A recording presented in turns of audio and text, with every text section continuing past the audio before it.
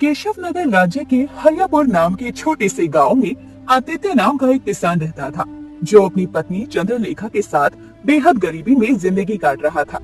आदित्य के पास थोड़ी सी जमीन थी।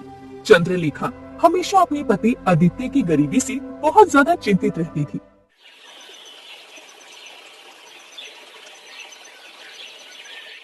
एक दिन सुबह के समय आदित्य अपने खेत पर जाने के लिए निकल ही रहा था कि तभी उसकी पत्नी चंद्रलेखा उससे बोली, आदित्य, तुम्हें कब समझ में आएगा कि ये खेती हमारे लिए नहीं है। तुम हर साल मेहनत करती हो और बदले में कुछ नहीं मिलता। अब तो हमारे पास खाने तक के लिए पैसे नहीं है। क्या ऐसा हो सकता है कि तुम खेती छोड़ दो और कोई दूसरा काम शुरू करो? क्यों ना तुम व्यापार कर लो, कुछ नया सोचो, कम से कम हमारा गुजारा तो ठीक से होगा।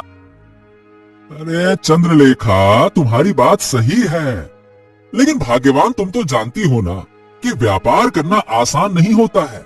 उसके लिए चाहिए धन, रुपया, पैसा पैसा, और हमारे पास तो वही नहीं है। अब ये छोटी सी ले दे के जो हमारी जमीन है ना, यही तो हमारी उम्मीद है। अब बताओ भला, अगर इसे भी छोड़ दिया तो हमारे पास क्या बचेगा? कुछ नहीं बचेगा।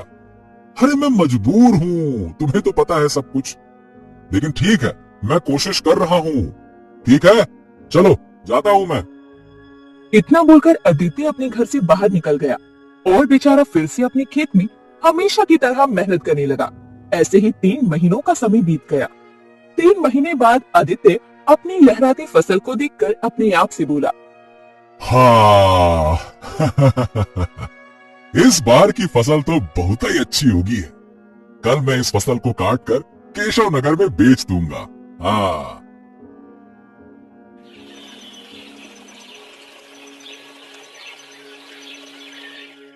मगर अगले दिन जब आदित्य अपने खेत पर अपनी फसल काटने के लिए पहुंचा, तो सामने का दृश्य देखकर उसके चेहरे की खुशी उदासी में परिवर्तित हो गई।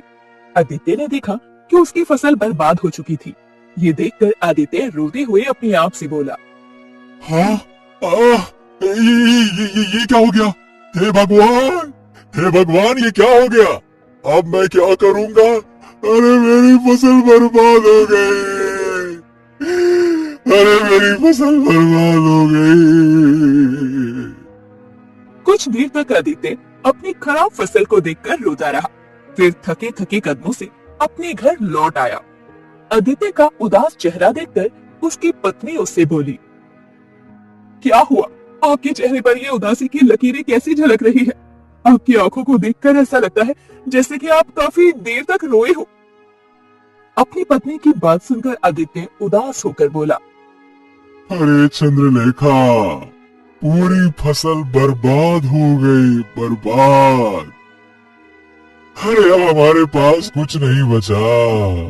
मुझे कुछ नहीं समझ में आ रहा कि अब हमारा क्या होगा, क्या होगा, क्या होगा, पता नहीं क्या होगा। ये आप क्या कह रहे हो? फसल में कीड़े लग गए और वो बर्बाद हो चुकी है। हमारे घर में तो खाने को भी कुछ नहीं है। ऐसे तो हमारी भूखे मरने की नौबत आ जाएगी। आखिर फसल में कीड़े कैसे लग गए? अरे ये मुझे कैसे पता होगा चंद्रलेखा? अरे न जाने भगवान हमसे कौन से जन्म का बदला ले रहा है। अरे मुझे क्या पता कैसे लगे कीड़े, क्या हुआ। लेकिन मुझे पता है, तुम्हारी और मेरी किस्मत ही खराब है। जिनकी किस्मत खराब होती है, उनकी फसलों में अक्सर कीड़े लग ही जाते हैं। चंद्रलेखा ने इतना कहा ही था कि तभी वहाँ पर गांव का मुखिया आ पहुंचा। मुखिया आदित्य की ओर देखकर बोला, क्षमा करना आदित्य, मैं तुम्हारी और चंद्रलेखा बिटिया की बातें बाहर से ही सुन रहा था। दरअसल जब मुझे पता लगा कि तुम्हारी फसल कीड़े लगने की वजह से पूरी तरह से बर्बाद हो गई है, तो मुझे बहुत ज्यादा बुरा लगा था। मैं तुम्हारी आर्थिक स्थिति जानता हूँ। मुखिया जी, मेरी कुछ भी समझ में नहीं आ रहा। अरे आखिरकार करूँ तो क्या करूँ, क्या करूँ? ना तो मेरे पास धन है और ना ही घर में खाने के लिए राशन। और तो और आप तो जानते ही हैं कि गरीब को तो कोई कर्ज भी नहीं देता है। क्या करूं? आदित्य की बात सुनकर मुखिया गहरी सोच में डूबता हुआ बोला, हिम्मत मत हारो आदित्य, सब कुछ ठीक हो जाएगा। बस भगवान का नाम लेते रहो।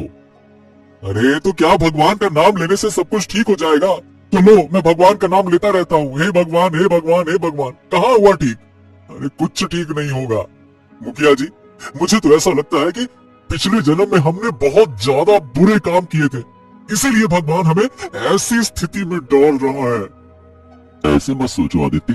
देखो, मैं जानता हूँ कि तुम एक बहुत मेहनती किसान हो, इसलिए मैं जमींदार से तुम्हें कुछ कर्ज दिलवा दूंगा। उस कर्ज के धन से तुम बीज खरीदना और फिर से मेहनत करना।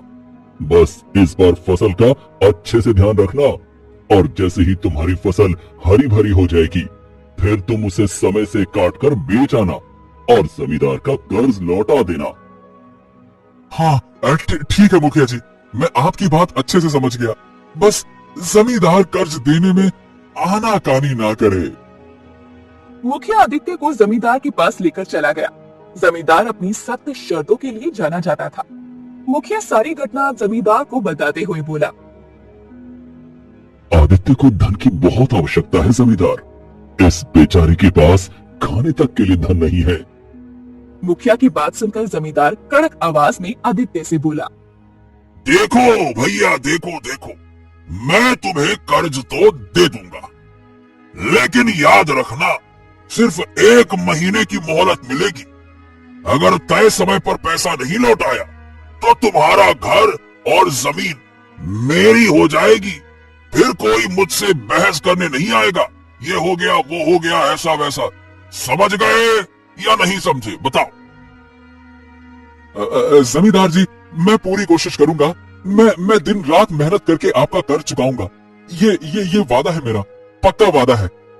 हाँ तो ठीक है, अगर तुम्हारा वादा टूटा, फिर समझ लो तुमसे तुम्हारा घर जमीन सब छूटा। मुझसे बुरा कोई नहीं होगा, सोच लो, ये आखिरी मौका है। हैं? सोच लिया जमींदार जी, सोच लिया। मेरे पास कर्ज लेने के सिवा कोई दूसरा रास्ता नहीं है। आप मुझे बेझिझक कर्ज दे दीजिए, मैं सारा कर्ज सूद समेत लौटा दूंगा। जमींदार ने कुछ मुद्राओं की पोटली आदित्य को पकड़ा दी। अगले दिन आदित्य केशव नगर से कुछ बीज खरीद कर ले आया और फिर से अपने खेत में मेहनत करने लगा।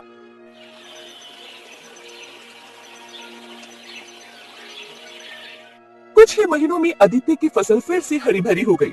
मगर अगले दिन आदित्य जब अपनी फसल काटने के लिए खेत पर पहुंचा, तो उसने देखा कि उसकी फसल फिर से कीड़े लगने की वजह से बर्बाद हो चुकी थी। ये देखकर आदित्य रोती हुई बोला, ये क्या हो गया?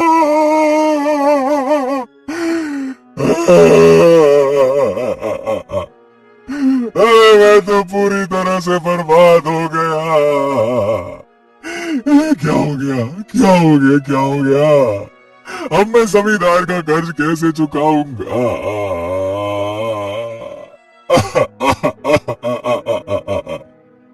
बेचारा आदित्य अपने खेत पर बैठा हुआ काफी देर तक रोता रहा। कुछ देर बाद वो अपने घर चला आया और उदास होते हुए अपनी पत्नी से बोला, चंद्रलेखा, अब मैं क्या करूं, क्या करूं? इस बार भी सारी फसल बर्बाद हो गई। अब ना तो मैं कर्ज चुका सकता हूँ और ना ही हमारे पास खाने के लिए कुछ बचा है। मैंने तुमसे पहले ही कहा था कि ये खेती हमारे किसी काम की नहीं है। तुमने मेरी बात कभी नहीं सुनी। अब तो हमारा घर और जमीन सब कुछ चला जाएगा। तभी जमींदार उनके घर पहुंच गया और गुस्से में आदित्य से बोला, आदित्य, ए भैया, मैंने तुम्हें 1 महीने का समय दिया था, अब सिर्फ 10 दिन बचे हैं। 10 दिन। अगर मुझे मेरा पैसा समय पर नहीं मिला तो ये घर और ये जमीन मेरे हो जाएंगे और मैं किसी भी तरह की दया नहीं दिखाऊंगा, ध्यान रखना। इतना बोलकर जमींदार वहां से चला गया। उसके जाते ही चंद्रलेखा रोती हुई बोली, आदित्य, अब हम क्या करेंगे? हमारे पास तो कुछ भी नहीं बचा। ये सब तुम्हारी वजह से हुआ है। 2 दिन ऐसे ही बीत गए। आदित्य और चंद्रलेखा 2 दिन से भूखे थे। चंद्रलेखा अपने पति आदित्य से बोली, आखिर हम दोनों कब तक भूखे रहेंगे? आप कुछ करते क्यों नहीं हैं? अपनी पत्नी की बात सुनकर आदित्य घर से बाहर निकल गया। वो कुछ ही कदम चला था कि तभी उसे गांव का मुखिया मिल गया। तुम कहाँ जा रहे हो आदित्य? मैं तुम्हारे पास आ रहा था। देखो, मुझे पता लग गया है कि तुम्हारी फसल दोबारा खराब हो गई है। तुम चिंता मत करो, जो होना होता है वो होता ही है, होने को कोई नहीं टाल सकता। मुखिया जी, मैं और मेरी पत्नी 2 दिन से भूखे हैं। ऊपर से जमींदार धमकी देकर गया है कि अगर उसका कर्ज मैंने समय पर नहीं लौटाया तो वो मुझे मेरे घर और जमीन से निकाल देगा, सब मुझसे छीन लेगा। मुखिया अपनी जेब से कुछ धन निकालकर आदित्य को पकड़ाता हुआ बोला। ये थोड़े से पैसे रख लो और जाकर कुछ खाने का इंतजाम करो। मुखिया जी, आपने मेरी हर बार मदद की, मैं आपका ये उपकार कभी नहीं भूलूंगा। हाँ, अभी तुम यहाँ से जाओ, चंद्रलेखा बिटिया भी घर पर इंतजार कर रही होगी। आदित्य ने उन पैसों से बाजार से एक मछली खरीदी और घर लौटकर चंद्रलेखा से बोला। लो चंद्रलेखा, कम से कम आज पेट भर खाना तो खा सकते हैं, ये लो। लाइए, मैं इसे बनाकर लाती हूँ। जैसे ही चंद्रलेखा ने मछली काटी तो उस मछली के अंदर से एक बड़ा चमचमाता हीरा निकल आया। चंद्रलेखा चौंकते हुए अपने पति से बोली, ये क्या है आदित्य? मछली के अंदर से हीरा निकला? ऐसा चमत्कार तो मैंने पहले कभी नहीं देखा।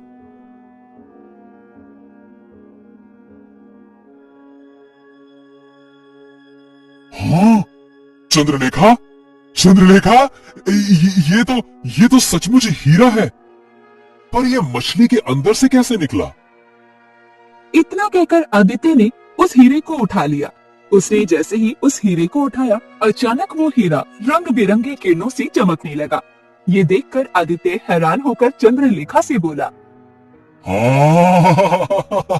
चंद्रलेखा, अरे चंद्रलेखा, ये देखो, ये हीरा अचानक चमकने लगा है। हाँ, बाप रे, हाँ, इसकी रोशनी तो आंखों में चौंधिया रही है। मुझे ये कोई साधारण हीरा नहीं लगता। हाँ आदित्य, ये क्या हो रहा है? देखो, ऐसा लग रहा है जैसे ये किसी जादू का हिस्सा हो। आदित्य और चंद्रलेखा उस हीरे को ध्यान से देखने लगे। अचानक उसमें से तेज रोशनी चारों ओर फैल गई और वहाँ पर एक परी प्रकट हो गई। परी उन दोनों की ओर देखकर रहस्यमय अंदाज में बोली, मैं एक परी हूँ। मुझे एक साधु ने इस हीरे के अंदर कैद करके रख दिया था। मुझे उसी साधु ने श्राप दे दिया था कि जब तक कोई सच्चा और गरीब इंसान इस हीरे को हाथ नहीं लगाएगा, मैं आजाद नहीं हो सकती। तुम सच में परी हो, लेकिन ऐसा क्यों हुआ कि साधु ने तुम्हें कैद कर दिया? ये एक लंबी कहानी है। साधु मुझसे नाराज था क्योंकि मैंने उसकी एक गलत बात का विरोध किया था। उसने मुझे इस हीरे में कैद कर दिया और कहा था कि जब कोई गरीब इंसान इसे पाएगा तभी मैं मुक्त हो पाऊंगी। लेकिन मछली ने उस हीरे को निगल लिया और मुझे लगा कि मैं हमेशा के लिए फंस गई हूँ। तो इसका मतलब है कि हमने तुम्हें आजाद किया है। हाँ, और इसके बदले में मैं तुम्हारी 3 इच्छाएं पूरी करूंगी। लेकिन याद रखना, ये इच्छाएं सोच समझ कर मांगना, क्योंकि इसमें मेरी पूरी आजादी तय होगी। आप बताओ, तुम्हारी पहली इच्छा क्या है? आदित्य और चंद्रलेखा ने परी की बात सुनी तो उनके मन में लालच और उम्मीदें दोनों जाग गई थी। वो एक दूसरे की ओर देखने लगे, जैसे कुछ बड़ा सोच रही हो। कुछ देर बाद चंद्रलेखा आदित्य से बोली, ये मौका जिंदगी बदल सकता है। हमें कुछ ऐसा मांगना चाहिए जिससे हमारी गरीबी हमेशा के लिए खत्म हो जाए। हाँ चंद्रलेखा, तुम सही कह रही हो, लेकिन हमें सावधानी बरतनी होगी। अगर कोई गलती हुई तो ये मौका बेकार चला जाएगा। इतना बोलकर आदित्य परी से बोला, हमें बहुत सारा धन चाहिए। हम इतना धन चाहते हैं कि हम कभी भी गरीब ना रहें और हमारा भविष्य सुरक्षित हो जाए। ठीक है आदित्य, तुम्हारी पहली इच्छा पूरी जरूर होगी। ध्यान से सुनो, तुम्हारे घर के अंदर पुराने समय का एक सोने का कलश गड़ा हुआ है। उस कलश में अनगिनत स्वर्ण मुद्राएं हैं। मैं तुम्हें वो स्थान दिखा देती हूँ। परी उन दोनों को घर के एक कोने की ओर इशारा करके हीरे के अंदर समा गई। कुछ देर बाद उन दोनों को एक बड़ा सोने का कलश दिखाई दिया, जिसके अंदर स्वर्ण मुद्राएं भरी पड़ी थी। ये देखकर चंद्रलेखा खुशी से आदित्य की ओर देखकर बोली, हमारे ही घर में इतना सारा खजाना गड़ा हुआ था और हमें पता ही नहीं चला। ये तो असली सोना है। अब हमें किसी चीज की चिंता नहीं करनी पड़ेगी। हम अब इस धन से कुछ भी खरीद सकते हैं। हाँ चंद्रलेखा, तुम एकदम ठीक बोल रही हो, लेकिन सबसे पहले मैं जमींदार का कर्ज चुका दूंगा। अब हमें किसी के सामने हाथ फैलाने की जरूरत नहीं पड़ेगी। हाँ आदित्य ने उसी दिन जमींदार का कर्जा चुका दिया और कुछ ही दिनों में आदित्य और चंद्रलेखा के पास धन का भंडार लग गया। उन्होंने नया घर खरीद लिया, महंगी महंगी चीजें खरीदने लगे और गांव में उनका रुतबा बढ़ने लगा। क्या तुमने सुना? आदित्य जो कभी हमारे जैसा गरीब था आज सबसे बड़ा धनवान बन गया है। हाँ सुना तो है, लेकिन उसके पास इतना पैसा आया कहाँ से?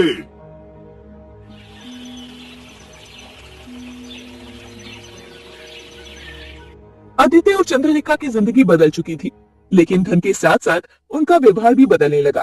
वो अब दूसरों को नीचा दिखाने लगे और अपनी अमीरी का घमंड करने लगी। एक दिन चंद्रलेखा घमंड भरे अंदाज में आदित्य से बोली, देखो आदित्य, जो लोग हमें तुच्छ समझते थे आज वही लोग हमारे आगे झुकते हैं। अब हमें किसी की परवाह नहीं करनी चाहिए। हाँ चंद्रलेखा, तुम बिल्कुल सही कह रही हो।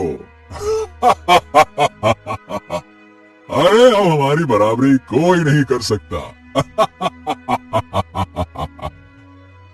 परी की पहली इच्छा पूरी होने के बाद वो दोनों ये भूल गए थे कि उनकी दो और इच्छाएं बची थी, और ये भी कि परी ने चेतावनी दी थी कि इच्छाएं सोच समझ कर मांगना। एक दिन आदित्य काम से कहीं जा रहा था। अचानक रास्ते में उसे जमींदार मिल गया।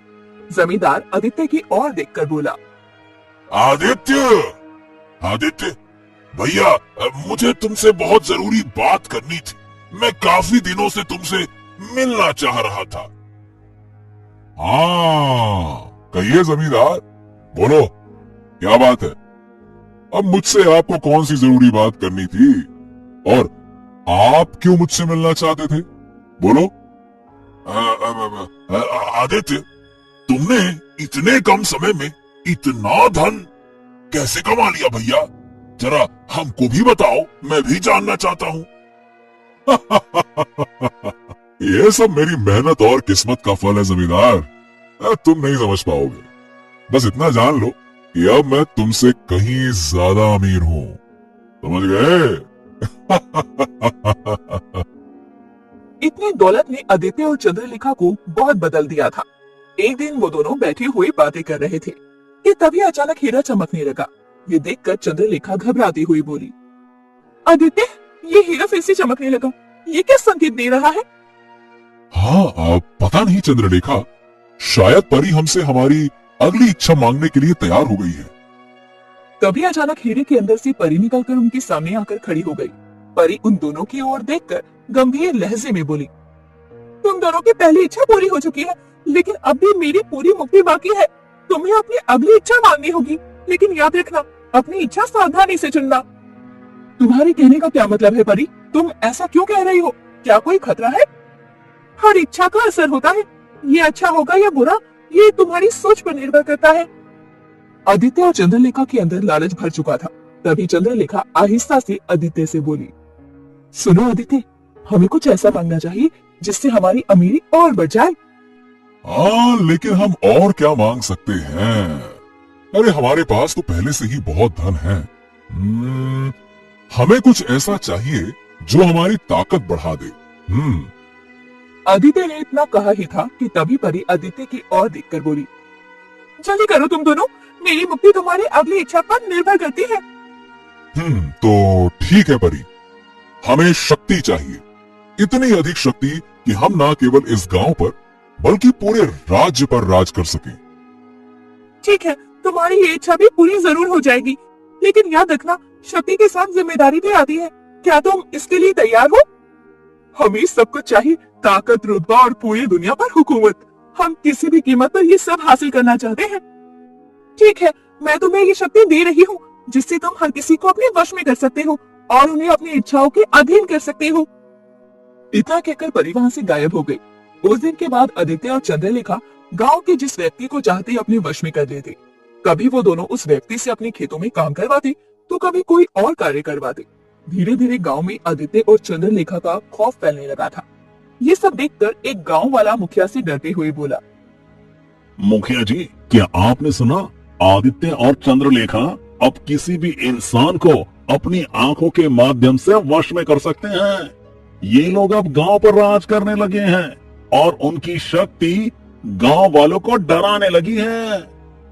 जो ये दोनों कर रहे हैं, ये बिल्कुल सही नहीं है। ऐसी शक्तियां किसी के पास नहीं होनी चाहिए। इनको रोकना पड़ेगा, नहीं तो ये हमारे पूरे गांव को बर्बाद कर देंगे।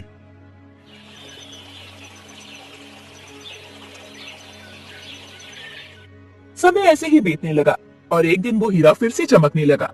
चमकते हुए हीरे को देखकर चंद्रलेखा क्रोधित हुई और अपने पति आदित्य से बोली, अब ये हीरा हमसे क्या चाहता है? हमने तो सब कुछ पा लिया, फिर इसे क्या जरूरत है चमकने की? शायद परी हमसे हमारी आखिरी इच्छा पूछने के लिए आने वाली है। परी फिर से प्रकट हो गई, लेकिन इस बार उसका चेहरा गुस्से से भरा हुआ था। तुम दोनों अपनी शक्तियों का गलत इस्तेमाल कर रहे हो। मैंने तुम्हें चेतावनी दी थी, लेकिन तुमने इसे नजरअंदाज कर दिया। अब तुम्हारी तीसरी और आखिरी इच्छा तुम्हारी नियति तय करेगी। परी की बात सुनकर चंद्रलेखा ने हिचकिचाते हुए कहा, हमें किसी की चेतावनी की परवाह नहीं, हमें बस और ताकत चाहिए, चाहे इसके लिए कुछ भी करना पड़े। ये संभव नहीं, अब तुम्हें तीसरी और आखिरी इच्छा मांगनी होगी, और याद रखना ये तुम्हारा आखिरी मौका होगा। परी की बात सुनकर आदित्य और चंद्रलेखा के चेहरे पर घबराहट छा गई। वो समझ नहीं पा रहे थे कि तीसरी इच्छा क्या मांगी जाए। वो दोनों कुछ कहने ही वाले थे कि तभी गांव में अंधेरा छा गया। दोपहर में अंधेरा देखकर गांव वाली डर से कांपने लगी। एक गांव वाला कांपते हुए मुखिया से बोला, मुखिया जी, शायद ये तूफान आदित्य और चंद्रलेखा के लालच का नतीजा है।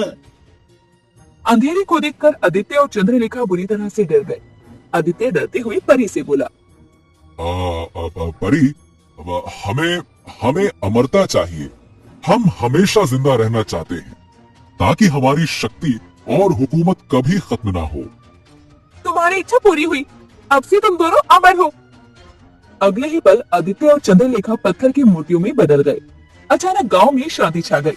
गांव की शांति को देखकर ऐसा प्रतीत हो रहा था कि मानो वहां पर कभी कुछ हुआ ही ना हो। तभी परी उन दोनों की मूर्तियों की ओर देखकर बोली, ये दोनों कितने मूर्ख इंसान थे। धन और शक्ति के लालच में मेरी बातों का अर्थ कभी समझ ही नहीं सके। अब मैं पूरी तरह से मुक्त हूँ और ये गांव अब पूरी तरह मेरी मुट्ठी में है। परी ने इतना कहा ही था कि अचानक उसकी सुंदरता गायब हो गई और वो एक भयानक चुड़ैल में परिवर्तित हो गई। असल में वो सालों से अपनी मुक्ति के लिए झूठा जाल बना रही थी।